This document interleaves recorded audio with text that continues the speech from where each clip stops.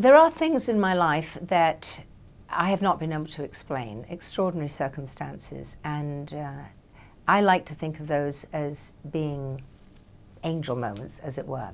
I've never actually personally ever seen, an angel with big wings and feathers, and some people have seen it that way. And I was not raised in any specific religion. I'm very much believe in God, but I've been very much encouraged to read and learn about all kinds of different faiths.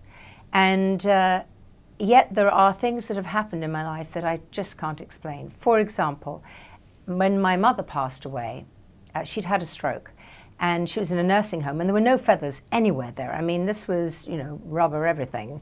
And we would sit by her bed and we would talk to her, and we were always in the same place because that was the only angle that she could see us at. And just after she died, my sisters came back into the room, and she just passed. And they'd be gone, I think, for about 20 minutes. And they came back in, and there on the floor was a single white feather. And there were no feathers there. And why was one single feather exactly at the spot that we all stood and talked to her and spent time with her for 7 months?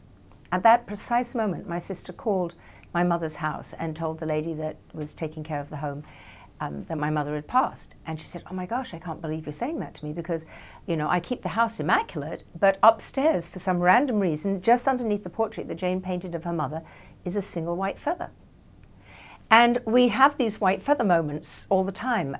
My husband, James Keach, was doing a movie, and it was really tough to get it done on time and budget, and they had a particularly stressful, difficult day. How were they ever going to finish this film and really make that day? And so he decided to start work a couple of hours early, and he got the script girl to come and meet him, and they sat down for a cup of coffee, and they opened up the script at the day's work, and there was a single white feather. And I can go on and on and on. So my mother manifests herself in single white feathers, and it's always when there's an occasion that she would have had some advice, or she would have wanted to be a part of, or you just know she's present at that moment.